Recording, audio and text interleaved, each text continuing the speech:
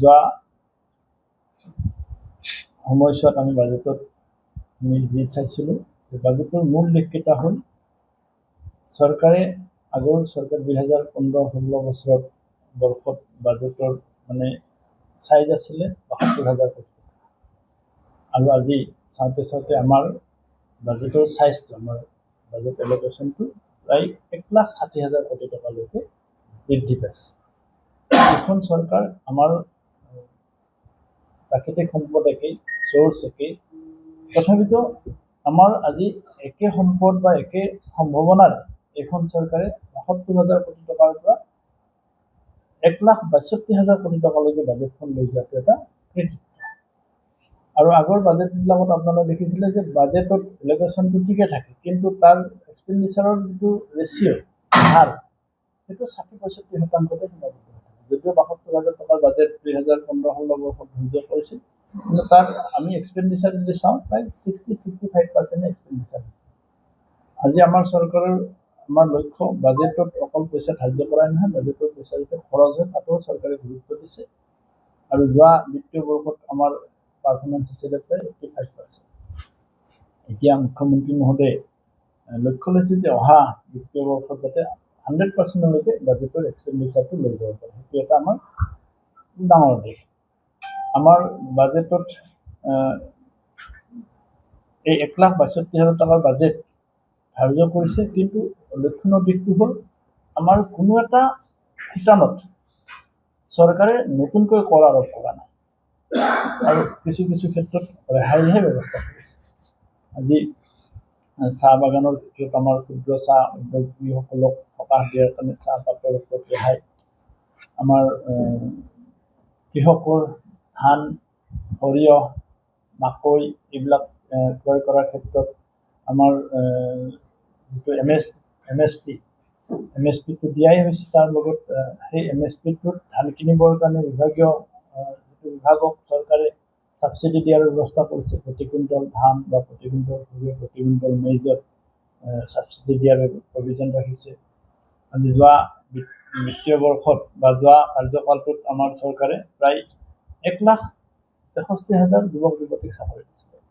আজি পুনৰ নতুনকৈ আৰু 2 লাখ যুৱক যুৱতীক চাকৰি দিয়াৰ কাৰণে চৰকাৰখনে বাজেটত পৰিকল্পনা লৈছে। তাৰ উপৰিও আমাৰ 10 লাখ যুৱক যুৱতীক মুখ্যমন্ত্ৰী উদ্যমিতা আঁচনিৰ জৰিয়তে, মুখ্যমন্ত্ৰী আত্মনিৰ্ভৰ আঁচনিৰ জৰিয়তে 10 লাখ যুৱক যুৱতীক তেওঁলোকৰ জীৱিকাৰ পথ যাতে সুগম কৰিব পাৰে, 2 লাখৰ পৰা 5 লাখ টকালৈকে CMT বিলৰ জৰিয়তে তেওঁলোকক সকাহ দিয়াৰ পৰিকল্পনা কৰিছে। আমাৰ প্ৰতিগৰাকী 10 লাখ ছাত্ৰীক তেওঁলোকৰ মানে শিক্ষা যাতে আধাতে বন্ধ হৈ নাযায়, 10 লাখ ছাত্ৰীক নিযুত মইনা আঁচনি দি পেলাই মুখ্যমন্ত্ৰী ইতিমধ্যে ছাত্ৰীসকলৰ পঢ়াৰ ক্ষেত্ৰত এক মানে সুদূৰ প্ৰসাৰী পদক্ষেপ লৈছিল।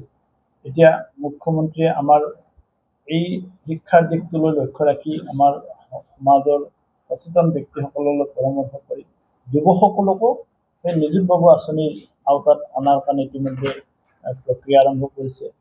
আমাৰ অহা 6 তাৰিখৰ পৰা 6-7 তাৰিখে আকৌ নিযুত মইনাৰ আঁচনি প্ৰপত্ৰ বিতৰণ কৰা হ'ব। নিযুত মইনা, নিযুত বাবু, এইবাৰ ল'ৰায়ো যিমানখিনি ছোৱালীয়ে যেনেকৈ পায় ল'ৰায়ো তেনেকুৱাকৈ নিযুত বাবু আঁচনিত ধন পাবলৈ সক্ষম হ'ব। তেনেকুৱাকৈ আমাৰ গোটেই বাজেটখন আমি আপোনালোকক এটা এটা দিম, বাজেট ইতিমধ্যে আপোনালোকে পাইছে। তেনেকুৱাকৈ যিখিনি আমাৰ মানে ফ্লেগশ্বিপ স্কিম আছে, সেই ফ্লেগশ্বিপ স্কিমবোৰ, সেই আঁচনিবোৰ যাতে ৰাইজে বুজি পায়, সেইকাৰণে আমি সংবাদ মাধ্যমৰ আমি সহায় বিচাৰিছোঁ। আমাৰ এই বাজেটখন যাতে ৰাইজৰ মাজলৈ যায়, তাত বাজেটত এল'কেশ্যনৰ ওপৰত কেইটামান আকৌ বিশেষ গুৰুত্ব দিয়া আছে। যেনেকৈ আমাৰ এইবাৰ আপোনালোকে চবেই জানে যে আমাৰ UCC অসমত সংবিধানৰ পৰা ইতিমধ্যে গৃহীত কৰিছে।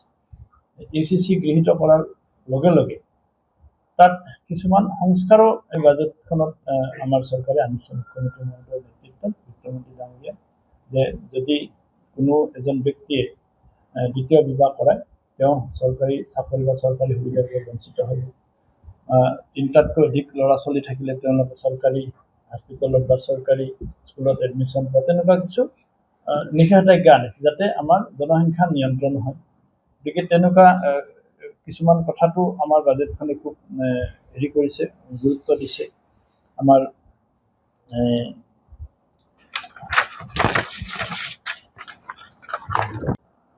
পাৰ কুইণ্টল ধানৰ ক্ষেত্ৰত পাৰ কুইণ্টল 200 টকাকৈ আকৌ ছাবচিডিৰ প্ৰভিজন ৰাখিছে। সৰিয়হৰ ক্ষেত্ৰত 200 টকা আৰু গাখীৰ আমাৰ গোটেই অসমখন এতিয়া দুগ্ধ উৎপাদনত আমি ডেফিচিট ষ্টেট হিচাপে আছোঁ। আমাৰ মুখ্যমন্ত্ৰী মহোদয়ৰ টাৰ্গেট আছে 10 লাখ লিটাৰ ডেইলি আকৌ নতুন মানে গাখীৰ উৎপাদনৰ ক্ষমতা বৃদ্ধি কৰা।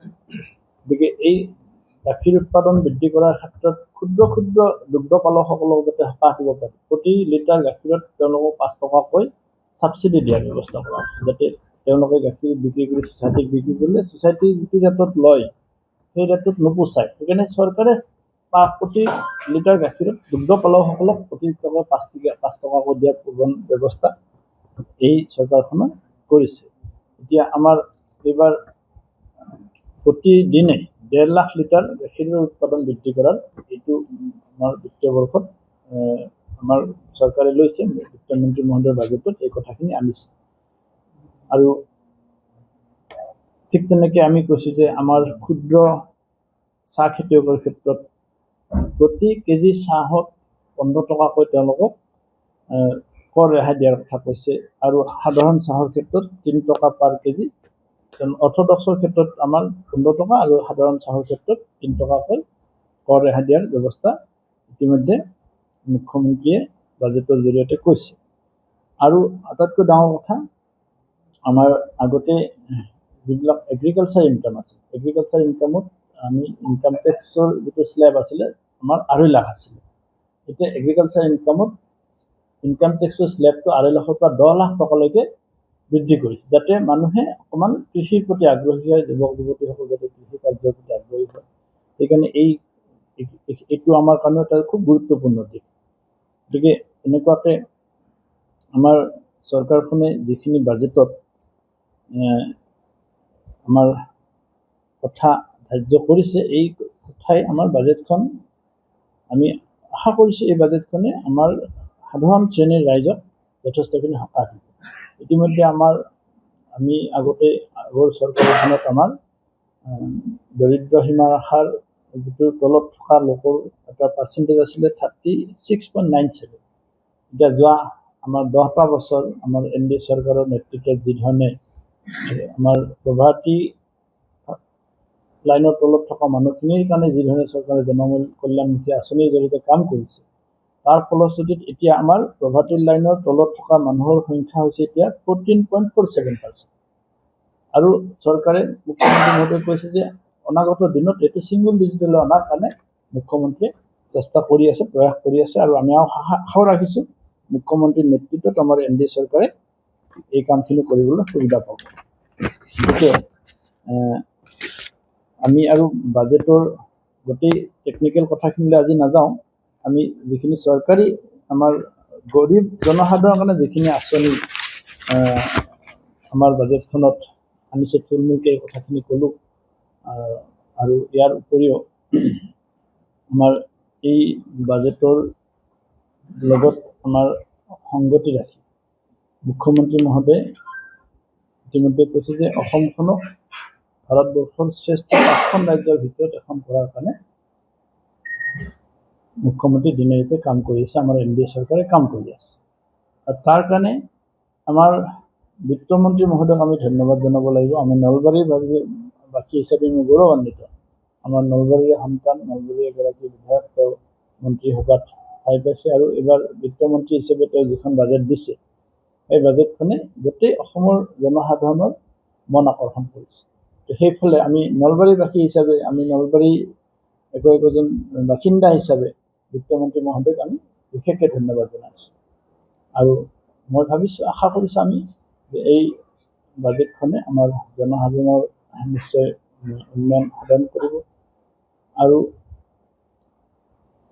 আমাৰ যুৱক যুৱতীসকলক আত্মসংস্থাপনৰ ক্ষেত্ৰত বাজেটখনে যি ধৰণে পদক্ষেপ লৈছে, ইয়াৰ লগতে সংগতি ৰাখি মুখ্যমন্ত্ৰী মহোদয়ে আমাৰ এডভান্টেজ আছামত যেতিয়া এডভান্টেজ আছাম 2.0 আৰম্ভ হৈছিল, এটা প্ৰায় 5 লাখ কোটি টকাৰ বিনিয়োগৰ কমিটমেণ্ট পাইছে। এতিয়া বহুতে প্ৰশ্নও কৰিছিল যে এইবিলাক কমিটমেণ্ট হৈ থাকিব, কিন্তু আমি জনাবলৈ পাই সুখী হৈছোঁ মুখ্যমন্ত্ৰী মহোদয়ে ইতিমধ্যে এই কথাটো ব্যক্তও কৰিছে। এই 5 লাখ কোটি টকাৰ 3.5 লাখ কোটি টকা ইতিমধ্যে লেণ্ডিং হৈছে, 3.5 লাখ টকাৰ বিনিয়োগ ইতিমধ্যে আৰম্ভ হৈছে। অহা মানে দিনকেইটাত অহা বিত্তীয় বৰ্ষত আমাৰ এই বিনিয়োগৰ মানে টাৰ্গেট আকৌ 5 লাখ কোটিলৈকে মুখ্যমন্ত্ৰীয়ে ধাৰ্য কৰিছে। গতিকে আমাৰ ব্যক্তিগত খণ্ডৰ যে বিনিয়োগ হয়, চৰকাৰে ইতিমধ্যে ৰাজহ বৃদ্ধি মানে কোনো কৰ আৰোপ নকৰাকৈ ৰাজহৰ ক্ষেত্ৰত যিবিলাক লিকেজ আছিল, যিবিলাক মানে সুৰুঙ আছিল, সেই সুৰুঙাবোৰ বন্ধ কৰি আমাৰ কেনেকৈ নিজৰ কৰ বৃদ্ধি কৰি গৰীব জনসাধাৰণৰ কাৰণে কল্যাণী আঁচনিবোৰ আনিব পাৰে, তাৰ কাৰণে ইতিমধ্যে বিভিন্ন সংস্কাৰমূলক কাম এই বাজেটখনত কৰাৰ কাৰণে ব্যৱস্থা ৰাখিছে। আৰু আমি আশাও ৰাখিছোঁ যে আমাৰ এই চৰকাৰখনৰ নেতৃত্বত বাজেটত যিখিনি কথা উল্লেখ কৰিছে সেইখিনি কথা আখৰে আখৰে পালন হ'ব, আৰু এইখিনিয়ে নিশ্চয়কৈ আমাৰ জনসাধাৰণৰ কল্যাণ সাধন কৰিব। গতিকে আজি আমি থুলমূলকৈ বাজেটৰ ওপৰত এইখিনি কথা ক'লোঁ। আল্টিমেটলি আপোনালোকে কথাখিনি বাজেটৰ গোটেই কথাখিনি আপোনালোকৰ হাতলৈকে আহিছে, কিন্তু আমাৰ আজিৰ উদ্দেশ্যটো হ'ল যে আমি যিখিনি গৰীব, কৃষক, শ্ৰমিক, যুৱক যুৱতীসকলৰ কাৰণে যিখিনি বাজেটত ব্যৱস্থা ৰাখিছে, এই কথাখিনি ৰাইজৰ মাজলৈকে লৈ যোৱাৰ প্ৰয়োজন আছে। কাৰণ আমাৰ কৃষি ক্ষেত্ৰত এইবাৰ খুব এটা ডাঙৰ সংস্কাৰ আনিছে। আগতে কৃষি আৰু জলসিঞ্চন দুটা যদিও বিভাগ দুটা দুজন মন্ত্ৰীৰ হাতত থাকে, এইবাৰ মুখ্যমন্ত্ৰী মহোদয়ে এই দুটা বিভাগকে মানে এজন মন্ত্ৰীৰ হাতত দায়িত্ব দি এই দুটা বিভাগক মোটামুটি একত্ৰীকৰণ কৰাৰ নিচিনাকৈ আনঅফিচিয়েলি একত্ৰীকৰণ কৰি যাতে কৃষকক যাতে আমি অধিক মানে সুবিধা দিব পাৰোঁ, তাৰ ব্যৱস্থাও এইবাৰ মুখ্যমন্ত্ৰী মহোদয়ে কৰিছে। গতিকে আমি আশা ৰাখিছোঁ এই যিখন মানে কল্যাণমুখী বাজেট, ৰাইজৰ বাজেট যিখন আমাৰ বিত্তমন্ত্ৰী জয়ন্ত মল্ল বৰুৱা ডাঙৰীয়াই বিধানসভাত দাখিল কৰিছে, এই বাজেটখন আমাৰ যেতিয়া ইমপ্লিমেণ্ট হ'ব, বাজেটৰ ধাৰ্য কৰা পইচাবোৰ যেতিয়া খৰচ হ'ব, নিশ্চয়কৈ আমাৰ সকলো শ্ৰেণীৰ ৰাইজ উপকৃত হ'ব। এই কথাখিনিকে আজি আপোনালোকৰ জৰিয়তে ৰাইজৰ মাজলৈ লৈ যোৱাৰ প্ৰয়াস কৰিছোঁ, আৰু আপোনালোকক আজি ইয়ালৈ নিমন্ত্ৰণ জনাই আমি এই কথাখিনি লৈ যোৱাৰ কাৰণে অনুৰোধ কৰিছোঁ। যিকোনো খবৰৰ বাবে যোগাযোগ কৰক আমাৰ এই নম্বৰত 9181 307 221।